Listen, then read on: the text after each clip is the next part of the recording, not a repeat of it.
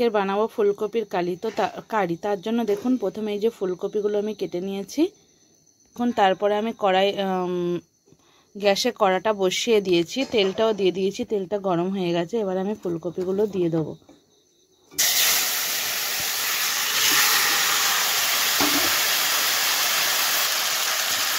ফুলকপিগুলো আমি ভেজে নেব।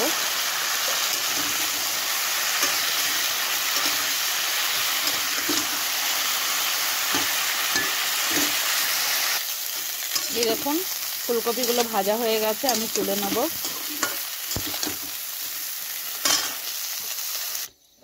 ওর মধ্যে আমি আলুগুলো ভেজে নেব।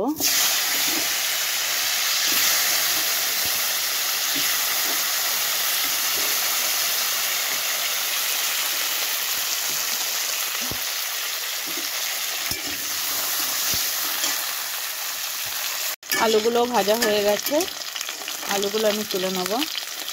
দেখুন ওই তেলের মধ্যে প্রথমে আমি এই দেখুন 5 ফোড়ন দিয়ে দিচ্ছি, তারপরে দেবো আদা,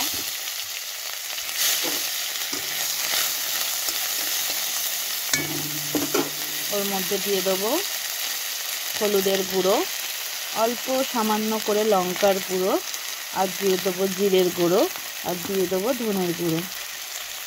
দিয়ে আমি ভালো করে মশলাটাকে মাখিয়ে নেব। ওর মধ্যে আমি দিয়ে দিচ্ছি টমেটো কুচিয়ে রেখেছিলাম।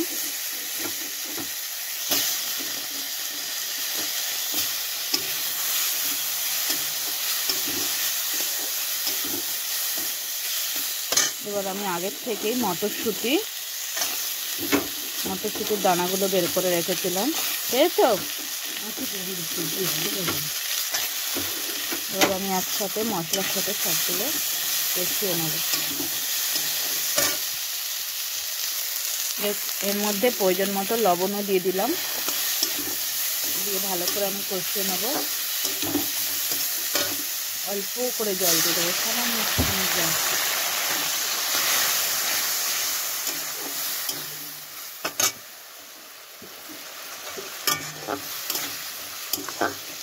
এবার এর মধ্যে আগে থেকে যে আলুগুলো ভেজে রেখেছিলাম সেগুলো দিয়ে দেবো, আর ফুলকপিগুলো যে ভেজে রেখেছিলাম সেগুলোও দিয়ে দেবো। দিয়ে ভালো করে মশলার সাথে আমি কষিয়ে নেব।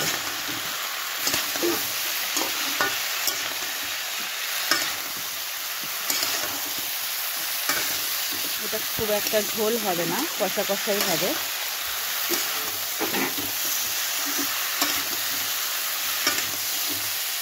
এরকম করে আমি কষিয়ে নেব।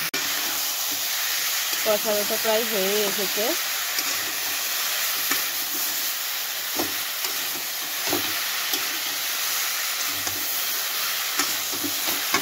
এবার আমি এর মধ্যে প্রয়োজন মতো যেটুকুনি জল দেবো, আমি অল্প করেই জল দেবো, সেটুকু আমি দিয়ে দিলাম।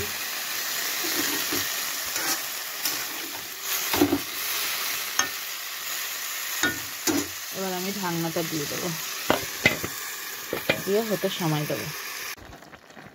এই দেখুন ফুলকপির কারিটা আমার পুরো কমপ্লিট। এর উপরে আমি একটু ধনেপাতা আগে থেকেই কেটে রেখেছিলাম, ছড়িয়ে দেবো। শীতের তরকারি মানে ধনেপাতা না দিলে যেন মনে হয় কমপ্লিট হয়নি। বাস আমার কমপ্লিট, এবার আমি নামিয়ে নেব। এই দেখুন গামলির মধ্যে ঢেলে নিয়েছি, ফুলকপির কারিটা ঠিক এরকম হয়েছে, দারুণ লাগছে কালারটা, সেন্টও মানে গন্ধও দারুণ বেরিয়েছে। জানি না খেতে কিরকম হবে। ভিডিওটা এই পর্যন্ত, সবাই ভালো থাকবেন, সুস্থ থাকবেন।